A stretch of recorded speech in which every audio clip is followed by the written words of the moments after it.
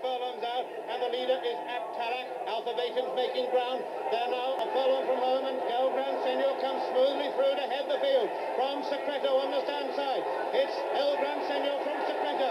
The two O'Briens are first and second, and now Pat Henry gets to work on the favourite El Gran Senor, but Secreto is sticking to it.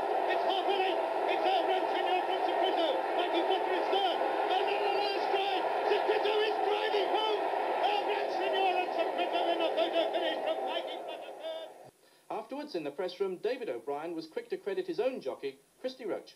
He rode exactly the race that we'd planned. He took him easy going up the hill, up to the top of the hill, then he made a bit of ground down the hill, and he was in a perfect place coming off the bend. But looking at the television, El Gran Senor seemed to be going very easily about a furlong out, and my horse, he really put the head down and fought, and I think he just outstayed the other horse. Were you ever tempted to bypass the Derby because of El Gran Senor? Not really. I don't think you can make your plans around one other rival, because it's so easy for something to go wrong with that one horse.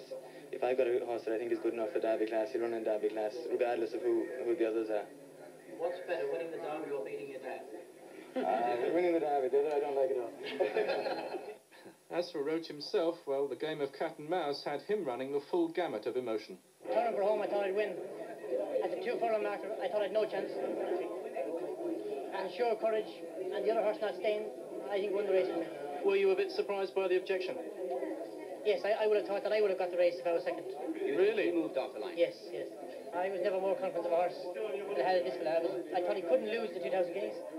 I was very, very confident, but kept telling everybody no chance, as I couldn't bear to be as disappointed as I was with the 1,000 guineas.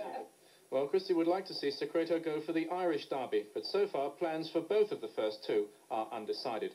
Mighty Flutter ran a blinder to be third, with Abtalak fourth. Telios was fifth, and Alpha Baton, given the full picket treatment, sixth. Claude Monet appeared not to stay, and K2 was struck into early on. Peter Bromley, like everyone else, must have thought that he'd be calling El Gran Senor the winner. But Peter, there'll be some considerable agonising over the tactics employed.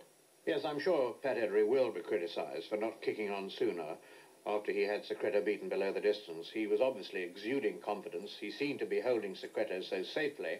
Perhaps he was lulled into a sense of false security. But in a race as important as the Derby, it's a dangerous ploy to try to win cleverly, that is, hard-held by a narrow margin. I feel that he ought to have indicated to El Gran Senor much earlier that racing was soon to begin in earnest, and perhaps if he'd got that message, El Gran Senor would have won.